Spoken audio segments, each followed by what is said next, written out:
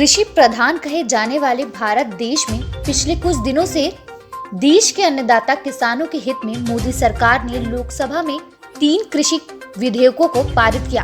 Bill के पारित होते ही सड़क से लेकर संसद तक विरोध हो रहा। साथ ही बीजेपी के साथ साथ गठबंधन वाली पार्टियां भी इसका विरोध कर रही हैं।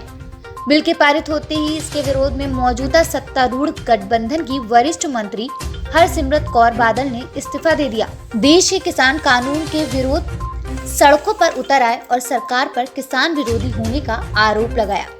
आखिर ये विधेयक क्या है और किसान सरकार से क्या चाहती है, इसे जानने की कोशिश करते हैं। सबसे पहले जानते हैं वो बिल कौन से हैं जिसने देश में बवाल मचा रखा है। तो ये हैं वो 3 बिल।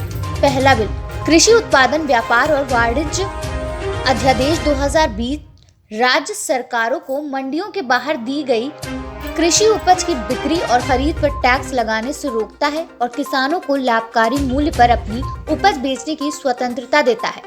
सरकार का कहना है कि इस बदलाव के जरिए किसानों और व्यापारियों को किसानों की उपज की बिक्री और खरीद से संबंधित आजादी मिलेगी, जिससे अच्छे माहौल पैदा होगा और दाम भी बेहतर मिलेंगे। दूसरा बिल मूल्य आश्वासन और कृषि सेवाओं पर किसान मूल्य आश्वासन और कृषि सेवाओं पर किसान समझौता अध्यादेश 2020 में किसानों को पहले से तय मूल्य पर कृषि उपजों की आपूर्ति के लिए एक लिखित समझौते करने की अनुमति दी गई।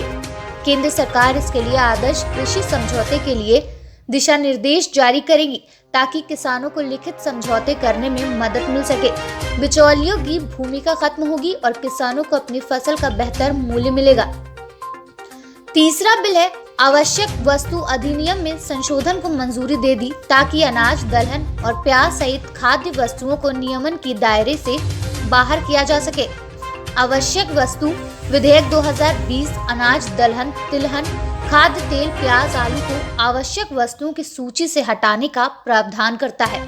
ये तो बात हो गई सरकार द्वारा बनाए गए 3 कृषि अध्यादेशों पर, लेकिन किसान इसके विरुद्ध क्यों है, अब ये समझने की कोशिश करते हैं। किसानों की जो सबसे बड़ी चिंताएं हैं इन बिलों को लेकर वो है न्यूनतम समर्थन मूल्य MSP है। हालांकि MSP बंद नहीं करने जा रही है सरकार। किसान ये कानून खुद पर लागू होने नहीं देना चाहते। उनका कहना है कि वो जितना अनाज चाहे अपने साथ रख सकते हैं क्योंकि उन्हें निर्यात करना है।